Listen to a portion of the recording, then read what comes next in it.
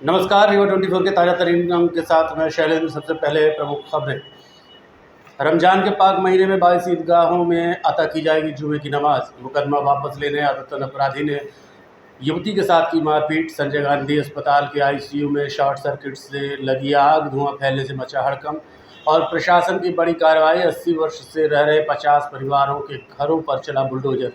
इन खबरों से अन्य खबरें विस्तार। रमजान के पाक महीने में भूगर्भ ईदगाह हुआ शाही बिछिया ईदगाह सहित लगभग 22 स्थानों पर ईद की नमाज अदा की जाएगी, जिसकी जानकारी आज शहर काजी ने दी। रमज़ान के पाक महीने को आज अलविदा कहने का समय आ गया। सभी इबादत गाहों में माह मुबारक अलविदा के साथ अलविदा जुमे की नमाज पढ़ी गई। रमज़ान के 30 रोजे पूरे हो चुके हैं। शहर काजी ने बताया कि चांद की शिनाख्त होने पर कल ईद की नमाज शहर के लगभग 22 इबादत गाहों में पढ़ी जाएगी। एक महीने रमज़ान की इबादत के बाद ये दिन ख़ास माना जाता है। कमेटी के द्वारा नमाज का समय मुकर्रर कर दिया गया है, जिसकी जानकारी सभी इबादत गाहों में पहले से जारी कर दी गई है। ईद के करीब आते ही बाज़ारों में भी रौनक बढ़ गई है। सजी दुकानों में भीड़ देखी जा रही है। रेडीमेड परिधान के साथ टोपी, फुटवेयर आदि यहाँ खरीदने के लिए लोगों का आवागमन शुरू हो चुका है। शहर काजी ने अपील की है कि लोग आपसी भाईचारा एवं सौहार्द के साथ ईद उल फितर का त्यौहार मनाएं। त्यौहार के लिए प्रशासन के द्वारा तैयारियां पूरी कर ली गई हैं। सुरक्षा व्यवस्था को लेकर पुलिस अधिकारियों के द्वारा व्यवस्थाएं भी संपन्न हैं। वहीं नगर निगम प्रशासन द्वारा साफ सफाई और अन्य सुविधाओं का ध्यान रखा जा रहा है। तौर पर ईद किस तरीके की तैयारियां हैं ईद को लेकर? बिस्मिल्लाहिर्रहमानिर्रहीम। सबसे पहले मैं सभी लोगों को अपनी तरफ से ईद उल फित्र की मुबारकबाद पेश करता हूँ। आज माह रमज़ान के 30 रोज़े, ये 30वां रोज़ा है, मुकम्मल होने वाले हैं और कल इंशाअल्लाह ईद उल फित्र का त्यौहार मनाया जाएगा। ईद उल फित्र को लेकर के फिलहाल कमेटी की मीटिंग में सारी तैयारियों का जायज़ा लिया गया है। सारी तैयारियां हो चुकी हैं। 22 जगहों पर ईद उल फित्र की नमाज अदा की जाएगी। सबसे पहले सुबह 8 बजे ईदगाह गोहर में ईद उल फित्र की नमाज अदा की जाएगी। उसके बाद बाकी मसाजिदों में भी ईद उल फित्र की नमाज कुछ वक्फा होकर के नमाज ईद उल फित्र अदा की जाएगी। ईद उल फित्र को लेकर के सारी तैयारियां हो चुकी हैं और ऐलान भी हो चुका है। और ईद उल फित्र में ख़ास तौर पर लोग रात में जो आज शब आएगी उस शब में इबादत करते हैं और सुबह होते ही फजर की नमाज जमात से पढ़ने के बाद और गुस्ल करने के बाद नए साफ सुथरे पाक कपड़े पहनकर ईदगाह की तरफ चलते हैं। तकबीर कहते हुए, लोगों को मुबारकबाद देते हुए, सदक़ा फित्र अदा करते हुए और अल्लाह की ज़ात से, उसकी रहमत से ये उम्मीद करते हुए, ये दुआ करते हुए कि परवरदिगार जिस तरीके से पूरे महीने रोज़े रखे हैं, लोगों ने इबादतें की हैं, तरावी में कुरान की तिलावत सुनी है, समात किया है, जो कुछ भी इबादतें की ज़िक्र अस्कार किया, अल्लाह ताला उसे कबूल फरमाए और कबूल फरमा कर अपने बंदों को बेहतरीन से बेहतरीन इनाम से नवाजे। और ये दुआ भी होती है कि अल्लाह ताला हमारे मुल्क में अमन व अमान अता करे और ख़ास तौर पर इस वक्त पूरी दुनिया में जो जंगी हालात हैं उसके लिए भी दुआ है कि परवरदिगार उन जंग के माहौल को जल्द से जल्द वो दुरुस्त हो जाएं और लोगों में मोहब्बतें हो जाएं, भाईचारा हो जाए, ताकि आम लोगों की जो आम लोगों का जीवन है वो सहल हो सके, सुगम हो सके। जो परेशानियाँ आ रही हैं सारे मुल्कों में, वो परेशानियाँ दूर हो जाएं।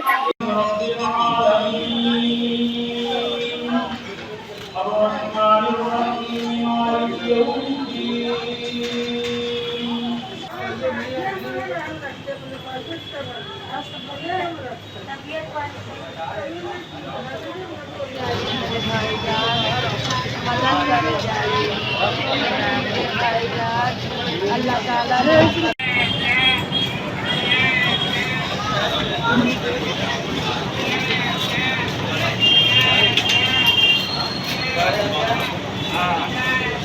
आदतन अपराधी द्वारा मुकदमा वापस करने का दबाव बनाने, युवती के साथ मारपीट करने का संगीन मामला प्रकाश में आया है। शहर के सिविल लाइन थाना क्षेत्र अंतर्गत एजी कॉलेज तिराहे के पास रहने वाले एक परिवार का आदतन अपराधी ने जीना दुश्वार कर रखा है। बताया गया है कि पीड़ित परिवार की एक युवती ने कुछ समय पहले आदतन अपराधी के विरुद्ध दुष्कर्म के प्रयास का मामला दर्ज कराया था, जिसके बाद जमानत पर रिहा होने पर अपराधी अंकित द्विवेदी द्वारा लगातार पीड़िता और उसके परिवार को मानसिक और शारीरिक रूप से प्रताड़ित किया जा रहा है। घटना के संबंध में जानकारी देते हुए पीड़ित परिवार ने बताया कि गुरुवार शाम जब वो घर से निकले तो अंकित द्विवेदी ने उसके पास आकर मुकदमा वापस लेने के लिए दबाव बनाने लगे। जब पीड़िता ने प्रकरण वापस लेने से इनकार किया तो आरोपी युवक ने युवती के साथ मारपीट कर दी। इतना ही नहीं, मारपीट के दौरान वो युवती और उसके परिवार को जान से मारने की धमकी देने लगा। इसी दौरान सड़क से गुजर रहे राहगीरों ने जब आरोपी द्वारा की जा रही मारपीट का विरोध किया तो युवक मौके से फरार हो गया। सिविल लाइन थाने में पहुंचकर युवती ने आरोपी युवक के खिलाफ शिकायत दर्ज कराई है। रहती हूँ, ये अंकित द्विवेदी छोटे क्रिमिनल है। ये हमें पहले भी हमारे साथ ज़बरदस्ती करने की कोशिश किया है और हमारे घर वालों को जान से मारने की धमकी देता है। हमें घर से बाहर निकलना मुश्किल करके रखा है और हमारे भाई को भी नहीं निकलने देता। मेरे पापा को हर टाइम देता है जान से मारने की धमकी। केस वापस करो नहीं तो जान से मार दूंगा तुम्हें भी, तुम्हारे घर वालों को भी। आज हम मम्मी मेरी गई थी दिया लेने, मेरी तबीयत ख़राब थी तो मैं घर पे थी। मम्मी बस गई, फिर मैं बोली मैं भी जाती हूँ तो मम्मी आगे चली गई, मैं पीछे, मुझे रास्ते में मिल गया तो बोला केस वापस करेगी कि नहीं, तुझे मारूँ जान से मैं। मेरा बाल पकड़ा, मुझे मेरे जीना झपटी, मेरा कपड़ा फाड़ डाला, यहाँ वो निशान आ गए, ब्लड आ गया। हम वहाँ से बचाव किए हैं। मेरे रास्ते में चलने वाले लोग, हमारे पास कोई आसपास हमारे पहचान का नहीं रहता, हम बस रहते हैं। रास्ते के लोग हमें बचाए हैं, वहाँ से हम दौड़ के आए। इतने में पुलिस को कॉल किए, तब पुलिस आई तो भाग दिया। फिर पुलिस उसको पकड़ी तब लेके आई। सर यहाँ हम आए सिविल लाइन। ये लड़का आपके मोहल्ले में रहता है? नहीं सर, शांति विहार कॉलोनी का है जी। आप कहाँ रहती हैं? हम रहते हैं एजी कॉलेज के पास जी। पहले से जान पहचान है लड़के की? नहीं सर, हमारी कोई जान पहचान नहीं है। हमारी बहन का एक्सीडेंट किया था और हम बहन को छोड़ने यहाँ TRS कॉलेज में, अरे GDC कॉलेज में आए थे तो हमारे साथ फिर से 2-3 साल पहले जीना जब्ती किया था तो हमने मुकदमा कराया था, लेकिन कोई भी कार्रवाई नहीं हुई थी हमारी। पुराना आरोपी भी? जी पुराना आरोपी है सर। ये चोरी चमारी करता है, मारपीट करता है, जहाँ सबको जान से खुद मारता है, साथियों के साथ मारता है सर। बताइए, हमारे पापा को इतना मारा है। ये घटना हुई है राजू डेयरी के आगे थोड़ा सा जी, वेलकम गेट के पहले। कितने बजे की घटना है? 8 बजे जी सर। अभी आप क्या चाहती हैं? सर हम यहाँ चाहते हैं हमारे पापा को जान से मारने की, मेरे भाई को मारने की धमकी दी जा रही है। मार भी चुका है, अगर कोई न बचाता तो मार ही डालता। ठीक, हम लाचार कहाँ जाए, पुलिस की सहायता मांगते हैं, हमारी पुलिस कोई सहायता नहीं करती। लिख रहे हैं सर। वो चाहता क्या है? चाहता ये है, बोलता है कि मुकदमा वापस कर तू, नहीं तुझे जान से मार दूंगा। मेरा रास्ता हमेशा रोकता है, कहीं भी निकलती हूँ रोक लेगा, गाड़ी पीछे पीछे। हम जहाँ भी रहते रूम खाली मेरा हो जाता है इसके वजह से। कौन सा केस आपने किया था इसके ऊपर? क्या मुकदमा की थी मैं 376 जी। और पापा को एक जिला बदर का आरोपी है, ड्यूटी आई है थाने में, उसका आरोप है कि उसको धमका रहा है, कोई पुराना केस उसको वापस लेने के लिए। जी बिल्कुल, एक युवती आई है और उसका ये कहना था कि आज उसके साथ में एक आरोपी ने मारपीट की है, जिसके विरुद्ध उसने पूर्व में रिपोर्ट लिखाई थी और युवती की रिपोर्ट पे अपराध पंजीबद्ध किया गया है और उस पर विवेचना की जा रही है। संजय गांधी अस्पताल के 3rd फ्लोर के ICU वार्ड में उस समय अफरा तफरी का माहौल निर्मित हो गया जब अचानक बिजली के शॉर्ट सर्किट होने से चारों तरफ धुआं छा गया। विंध्य के सबसे बड़े अस्पताल संजय गांधी अस्पताल में आज शुक्रवार दोपहर 2 से 3 बजे के बीच अफरा तफरी मच गई। मिली जानकारी के अनुसार संजय गांधी अस्पताल के 3rd फ्लोर के ICU में उस समय अफरा तफरी का माहौल निर्मित हो गया जब अचानक बिजली के शॉर्ट सर्किट होने के चलते चारों ओर धुआं छा गया। हालांकि ICU वार्ड में इस समय शॉर्ट सर्किट की घटना के बाद ICU वार्ड में भी काफ़ी देर तक तनातनी बनी रही। गंभीर हालत में भर्ती मरीजों को समय पर ऑक्सीजन नहीं मिल पाया। कुछ पल के लिए मरीज के परिजन और मरीज इधर उधर छटपटाते नजर आए, जिन्हें इधर उधर शिफ्ट किया गया। हालांकि संजय गांधी अस्पताल ICU में बिजली सप्लाई बाधित होने के बाद मेंटेनेंस का काम भी शुरू हुआ और मरीज के परिजनों की जान में जान आई। मगर सबसे बड़ा चौंकाने वाला मामला ये सामने आया कि इतनी बड़ी घटना के समय CMO की ड्यूटी पर संतोष सिंह तैनात थे। उन्हें इतने बड़े घटना की भनक तक नहीं लगी। उन्होंने मीडिया को जानकारी देते हुए कहा कि मुझे अभी पता चला है कि ICU वार्ड में कुछ हो गया है, अभी दिखवाता हूँ। आपको बता दें कि इसके पहले भी रीवा के संजय गांधी अस्पताल के गायनी में कुछ समय पहले आगजनी की घटना घटित हुई थी, जहां एक महिला और उसका मृत बच्चा जल गया था। ये जानकारी आई है कि ICU में मतलब कुछ हो गया है। अभी मैं वहाँ पे गया नहीं हूँ और जैसे ही मुझे मालूम पड़ता है तो मैं आपको बताता हूँ। आपके आपके माध्यम से मेरे संज्ञान में आया, ये अच्छी बात है। तो उसको मैं कंफर्म करके उस पर कार्रवाई कराता हूँ। देखता हूँ, देख लूँगा और फिर कार्रवाई कराता हूँ, देखता हूँ क्या है। रीवा शहर के बीच स्थित नीम चौराहे के पास आज प्रशासन ने अतिक्रमण हटाने की बड़ी कार्रवाई की। करीब 80 वर्षों से रह रहे लगभग 50 परिवारों के घरों पर बुलडोजर चलाया गया। शहर में अतिक्रमण के खिलाफ प्रशासन ने बड़ी कार्रवाई की है, जहां नीम चौराहे के पास स्थित बस्ती में बुलडोजर चलाया गया। इस कार्रवाई के बाद प्रभावित लोगों में आक्रोश देखने को मिल रहा है। लोग प्रशासन की इस कार्रवाई का विरोध कर रहे हैं और शहर के भीतर ही पुनर्वास की मांग कर रहे हैं। बताया जा रहा है कि प्रशासन द्वारा करीब 1 महीने पहले सभी परिवारों को बेदखली के लिए नोटिस जारी किए थे, जिसके बाद आज ये कार्रवाई की गई। फिलहाल प्रशासन अतिक्रमण हटाने की इस कार्रवाई को जारी रखे हुए है, लेकिन स्थानीय लोगों का विरोध भी तेज होता जा रहा है। अब देखना होगा कि प्रशासन पुनर्वास को लेकर क्या कदम उठाता है। मौके पर नगर निगम और जिला प्रशासन का अमला मौजूद है। वहीं किसी भी अप्रिय स्थिति से निपटने के लिए भारी पुलिस बल भी तैनात किया गया है।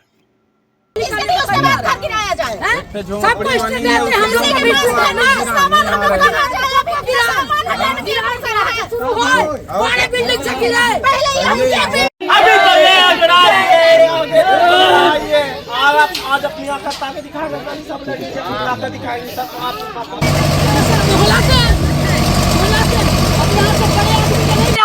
पुष्पराज सिंह नाथ जिंदा चलिए, हम उनसे पूछाते हैं। उन्होंने बसाया, बोला हमारे बाबा का जमीन है, ये सब हमारी मामी लोग गवाह है, सब हमारे बोले। पटना 4 बार झूठ बोले, राजन शुक्ला 4 बार झूठ बोले, हम सब गवाह हैं।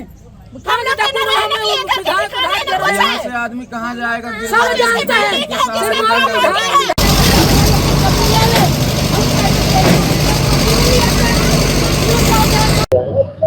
ये आज ग्राम बोदा की आराजी हमारी है 864 से लेकर 868 तक। उसी में यहाँ पर लगभग 50 संरचनाएं जो है वो अवैध रूप से निर्मित थी। इसको लेकर के रामानुज पांडे हैं याचिकाकर्ता, उन्होंने माननीय उच्च न्यायालय में याचिका दायर की थी वर्ष 2021 में, जिसकी सुनवाई के पश्चात वहाँ से दिशा निर्देश जारी हुए थे कि वैधानिक प्रक्रिया का पालन करते हुए शासकीय भूमि को अतिक्रमण मुक्त कराया जाए, अवैध कब्जे से हटा करके। और उसी के तहत तहसील न्यायालय में भी लगभग 3 वर्ष इस प्रकरण की सुनवाई हुई और सुनवाई करने के पश्चात विधिवत अनावेदक गणों को यहाँ से बेदखली का नोटिस जारी किया। लगभग 2 महीने पूर्व से आदेश जारी है और नोटिस भी इनको तामील करा दी गई थी कि आप अपना 10 दिवस के भीतर कब्जा हटा लें, परंतु इनके द्वारा कब्जा नहीं हटाया गया है। उसी को लेकर के आज नगर निगम, जिला प्रशासन और पुलिस प्रशासन के सहयोग से कब्जा हटाने की कार्रवाई की जा रही है। ये लगभग 50 संरचनाएं हैं यहाँ पर अलग अलग प्रकार की, कुछ दुकानें हैं, कुछ शेड हैं, अस्थायी तरह की निर्माण है, उन्हीं को लेकर के यहाँ पर हटाने की कार्रवाई की जा रही है। और इनको समझा दिया गया, काफ़ी लोग यहाँ पर अपने खुद ही शिफ्ट हो रहे हैं, सामान लेकर के अपने जो भी स्थान है उनका उस पर जा रहे हैं। मध्य प्रदेश कांग्रेस के प्रभारी हरीश चौधरी ने रीवा पहुंचकर पार्टी समन्वय को लेकर अहम बैठक ली। कांग्रेस पार्टी के नेता हरीश चौधरी रीवा कांग्रेस कार्यालय पहुंचे और पदाधिकारियों और कार्यकर्ताओं के साथ समन्वय बैठक की। इस दौरान संगठन को मजबूत करने, आगामी रणनीति और कार्यकर्ताओं की भूमिका को लेकर विस्तार से चर्चा की गई। बैठक में स्थानीय नेताओं और गतिविधियों को तेज करने पर जोर दिया गया। रीवा में हुई इस बैठक को संगठनात्मक दृष्टि से महत्वपूर्ण माना जा रहा है, जहां आगामी चुनावी रणनीति को लेकर भी संकेत दिए गए हैं। जिंदाबाद युवक कांग्रेस जिंदाबाद, जिंदाबाद जिंदाबाद युवक कांग्रेस जिंदाबाद, जिंदाबाद जिंदाबाद कांग्रेस पार्टी जिंदाबाद, जिंदाबाद जिंदाबाद हरीश भैया जिंदाबाद, जिंदाबाद। आदरणीय एमएलए जी का जिला कांग्रेस कमेटी के सभी कार्यकर्ता साथियों की तरफ से मैं स्वागत करता हूँ, अभिनंदन करता हूँ। मैं विश्वास दिलाता हूँ कि रीवा जिले का संगठन आपकी आकांक्षाओं और आपके निर्देशों पर बहुत शहादत के बाद में अपने को आज़ादी मिली। हमारे देश का हर फैसला ब्रिटेन से, लंदन से हुआ करता था। वो फैसले का अधिकार देश में लेने का हम लोगों ने बहुत शहादत के बाद आज़ादी के माध्यम से लिया। और आज आज़ादी के बाद में पहले दफे ये हालात बन गई कि देश को तेल खरीदने का फैसला लेने का भी अधिकार देश के अंदर हमारी सरकार के पास भी। तेल कहां से खरीदे, कितने दिनों तक खरीदे, ये भी आज देश के बाहर की ताकतें तय कर रही है और मौत होकर हमारी देश की सरकार उसको स्वीकार करे। उससे भी दुर्भाग्यपूर्ण हालात ये है कि देश के प्रति उनकी किसी भी प्रकार की अकाउंटेबिलिटी,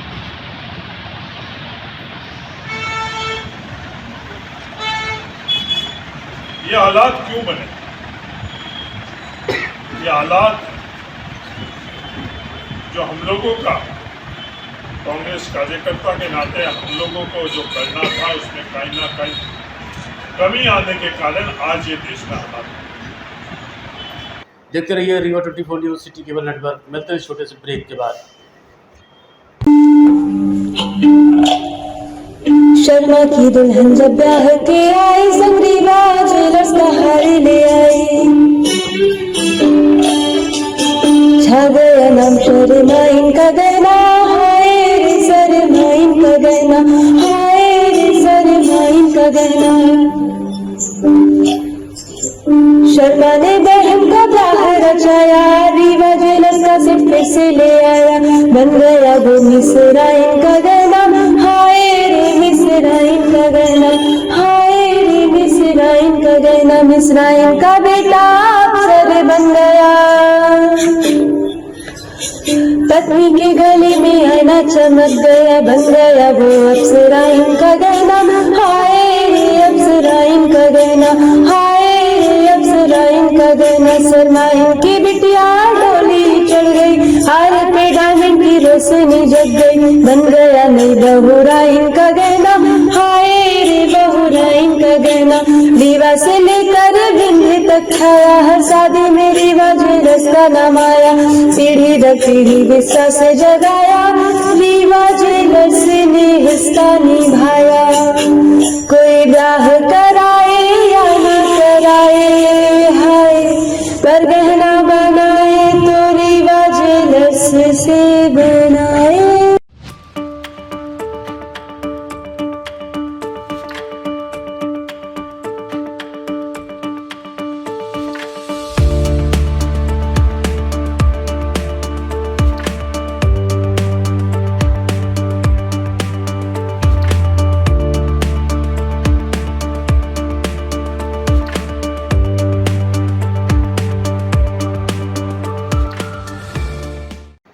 नवरात्रि के पावन पर्व पर सिंधु नवयुवक मंडल व सिंधु यूथ विंग द्वारा स्कूटर रैली और भंडारे का आयोजन किया गया। चैत्र नवरात्रि, हिंदू नववर्ष एवं श्री झूलेलाल जयंती चेटीचंद के अवसर पर स्वागत भवन के पास स्थित हेमू कालानी चौक में सिंधु यूथ विंग द्वारा 20 मार्च को 11 बजे भंडारा प्रसाद वितरण आयोजन किया गया। इस अवसर पर भाजपा जिला अध्यक्ष वीरेंद्र गुप्ता, वरिष्ठ चिकित्सक डॉक्टर नरेश बजाज ने भगवान श्री झूलेलाल के चित्र के समक्ष दीप प्रज्वलन एवं आरती पूजन कर भंडारे का शुभारंभ किया। तत्पश्चात भंडारा प्रसाद वितरण किया गया, जिसमें शहर के हजारों दीन दुखियों, जरूरतमंदों तथा आम जनमानस ने भंडारा प्रसाद ग्रहण किया। इस अवसर पर भाजपा जिला अध्यक्ष वीरेंद्र गुप्ता ने उपस्थित सामान्य नागरिकों को हिंदू नववर्ष एवं चेटी चंद्र की शुभकामना देते हुए कहा कि सिंधु यूथ विंग द्वारा समय समय पर धार्मिक एवं सामाजिक कार्यक्रमों का आयोजन किया जाता है तथा दीन दुखियों की सहायता अर्थ सेवा कार्य किए जाते हैं। इसके लिए सिंधु यूथ विंग के सभी पदाधिकारी एवं सदस्यगण धन्यवाद की पात्र हैं। ये हम भारतवासियों के लिए बड़े सौभाग्य की बात है कि हमारे सनातन धर्म के धर्म रक्षक झूलेलाल साईं का आज जन्म जयंती है और हमारे रीवा में जिस प्रकार सिंधु यूथ विंग के द्वारा लगातार कई वर्षों से समाज कल्याण के लिए, जन कल्याण के लिए यहाँ पर भंडारा किया जाता है। मैं यूथ विंग के सभी साथियों को बधाई देता हूँ, हार्दिक शुभकामनाएँ देता हूँ। हम सब जानते हैं कल से हमारा सनातन का हिंदू नववर्ष प्रारंभ हुआ, उसी क्रम में आज हमारे झूलेलाल साईं का जन्म जयंती है और हम नगरवासी, पूरे देशवासी धूमधाम से उसको मना रहे हैं। उनको हम सब जानते हैं, वो ज्योत वाले साईं मना रहे हैं। जयंती की जो शुरुआत हमने की है 7 तारीख से की है, 7 मार्च से। संस्था ने संकल्प लिया था कि पूरा मार्च महीना हम भगवान जी का जन्मोत्सव मनाएंगे। 7 तारीख को हमने शिक्षावादी समाज सुधार को लेकर फिल्म महोत्सव का आरंभ किया था समदड़िया गोल्ड मल्टीप्लेक्स सिरमौर चौराहा में, जिसमें 3 दिन तक लगातार 2 फिल्में चली हैं जो समाज को शिक्षा भी दे रही थी, मनोरंजन भी कर रही थी और साथ में एक नई रोशनी का संदेश लेकर दोनों फिल्मों को लगाया गया था। उसके प्रदर्शन के बाद वो पड़ाव जब हमारा संपन्न हुआ तो ये हमारा दूसरा पड़ाव है। आज हिंदू नव वर्ष के उपलक्ष्य में, रामनवमी के उपलक्ष्य में श्री चेट्री चंद्र जी के शुभ अवसर पर ये भंडारा पारंपरिक कई सालों से करते चले हम लोग आ रहे हैं हेमू कल्याणी चौक पर। अगला हमारा जो पड़ाव है इस भंडारे के बाद 29 और 30 को बाहर से कई सारे बड़े बड़े कलाकार आ रहे हैं राज कपूर ऑडिटोरियम में, जहां महिला शक्तिकरण का भी काफ़ी अच्छा संदेश जाएगा। हमारी मातृशक्ति आत्मनिर्भरता को लेकर कई प्रकार के स्टॉल्स लगाएंगी, खाने के और ट्रेडिशनल फूड्स के, बहुत सारे विभिन्न प्रकार के जो उनके अंदर टैलेंट। झूलेलाल जी का जन्मदिवस है जो कि पूरे भारत में बल्कि ही नहीं बल्कि पूरे विश्व में सिंधु समाज द्वारा हर जगह मनाया जाता है। और हम ये चाहते हैं कि झूलेलाल जी का आशीर्वाद सब लोगों के साथ, पूरे भारत के साथ, पूरे देश के साथ और पूरे विश्व के साथ बना रहे, ताकि सब अच्छे से मिलजुल कर ज़िंदगी जिएं। और मैं बधाई देता हूँ सचिन जी को, इनके यूथ विंग को, जो हर साल इस दिन ये बहुत ही बढ़िया भंडारा सभी लोगों के लिए रखते हैं, खास करके गरीबों के लिए, जिनको सबको झूलेलाल का प्रसाद, झूलेलाल जी का प्रसाद दिया जाता है। और इनके लिए मैं इनको बहुत बहुत बहुत बधाई देता हूँ। वहीं एक अन्य कार्यक्रम में सिंधु नवयुवक मंडल द्वारा विशाल स्कूटर रैली का आयोजन किया गया, जहां हजारों की संख्या में श्रद्धालु एकत्रित रहे और प्रसाद वितरण भी किया गया।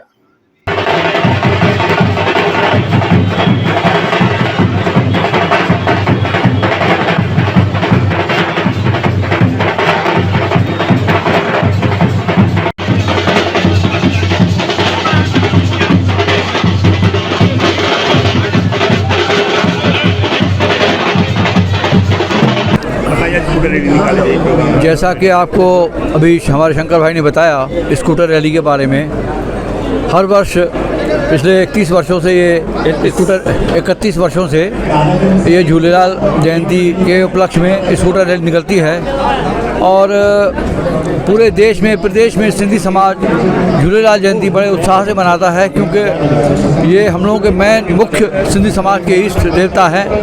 और इस बार तो कुछ ज़्यादा ही प्रोग्राम अपने रीवा में हुए हैं। स्कूटर रैली के अलावा भी 2 बार ये अभी जो आज भोग साहब का भी कार्यक्रम है, और 2 दिन से बाहर से गायक मंडली आई थी, रात का प्रोग्राम था, ये संस्कृत प्रोग्राम था। इस तरह के ये प्रोग्राम पूरे 1 माह से चल रहे हैं और बच्चों में, समाज में, परिवार में सब लोग चेटी झंडे के अवसर पर स्कूटर रैली और विभिन्न कार्यक्रम किए जा रहे हैं। किस तरह प्रोग्राम में क्या प्रोग्राम? देखिए, इस बार पूरा 1 महीना हमारे चेटी चंद महोत्सव की धूम मची हुई है रीवा में। फिल्म फेस्टिवल से शुरुआत हुई है और विभिन्न कई कार्यक्रम हुए हैं। उसी कड़ी में आज ये स्कूटर रैली निकाली जा रही है। ये पिछले 31 साल से लगातार निकाली जा रही है। इसमें हमारी मातृशक्ति बहनें और युवा साथी सब लोग मिलके बहुत ही हर्षोल्लास के साथ इस रैली को निकालते हैं। यह रैली जो है नशा मुक्त रीवा और मानव कल्याण के को समर्पित रहती है। और इसमें सभी हमारे पंचायत के वरिष्ठ युवा नवयुवक मंडल के सभी साथी हमेशा साथ में रहते हैं। पूरा नगर भ्रमण करने के बाद सिंधु भवन में इसका समापन होता है। आज के अंक में इतना ही। देखते रहिए रीवा 24 न्यूज़। नमस्कार।